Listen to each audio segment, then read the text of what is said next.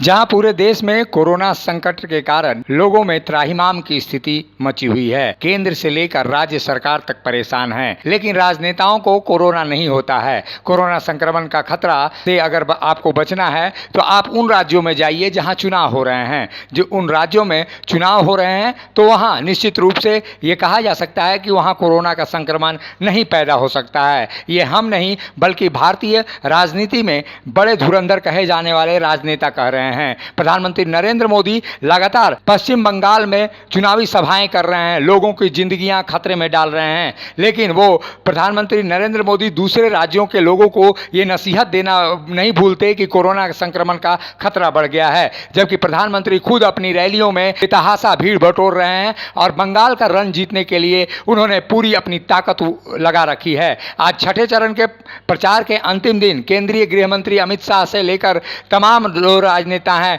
रक्षा मंत्री राजनाथ सिंह, भाजपा अध्यक्ष जेपी नड्डा और केंद्रीय मंत्री स्मृति ईरानी ताबड़तोड़ रैलियां और रोड शो करते हुए आपको नजर आएंगे। अमित शाह आज लगातार तीसरे दिन राज्य में चुनाव प्रचार कर रहे हैं। कोरोना संक्रमण का खतरा है, लेकिन पश्चिम बंगाल में यह खतरा काफी दूर है, क्योंकि वहां पर विधानसभा चुनाव हो रहे हैं। विधानसभा चुनाव को देखते हुए जिस तरह की स्थितियां बनी हुई हैं, उससे कोरोना का खतरा बढ़े, इसके बावत ये निश्चित रूप से कहा जा सकता है कि रैलियों में न कोई सोशल डिस्टेंसिंग का पालन हो रहा है, न लोग मास्क लगा कर आ रहे हैं, लेकिन वहां पर कोरोना का खतरा नहीं पैदा होता है, क्योंकि केंद्रीय मंत्रियों और जो प्रधानमंत्री हैं उनको सत्ता चाहिए। इन राज्यों में उनकी सरकारें बननी चाहिए, तभी तो मंत्री नरेंद्र मोदी के अलावा अमित शाह, जेपी नड्डा, स्मृति ईरानी, रक्षा मंत्री राजनाथ सिंह तमाम जगहों पर चुनावी सभाएं करेंगे। ताबड़तोड़ उनकी चुनावी सभाएं हैं। वही नहीं, ममता बनर्जी भी वहां पर ताबड़तोड़ आज उनकी 3 सभाएं होंगी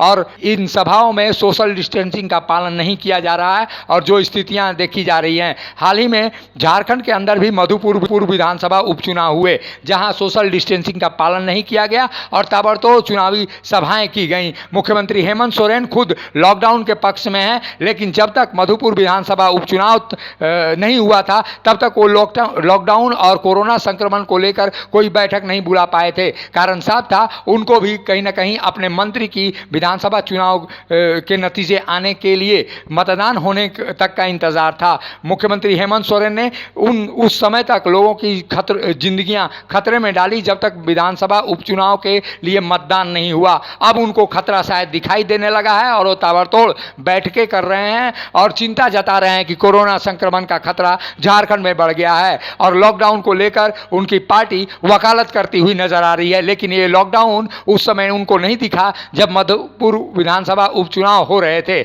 ऐसी स्थिति में यह कहा जा सकता है कि अगर खतरे से बचना है तो आपको चुनाव कराने होंगे। कारण साफ है कि जहां चुनाव होंगे वहां कोरोना नहीं जाएगा और कोरोना संक्रमण का खतरा नहीं बनेगा। ऐसे में भारतीय राजनेताओं की बुद्धि और विवेक पर भी प्रश्न चिन्ह खड़ा हो रहा है, जब ऐसे में अपनी सत्ता पाने के लिए वो लोग लगातार लोगों की जिंदगियां खतरे में डाल रहे हैं।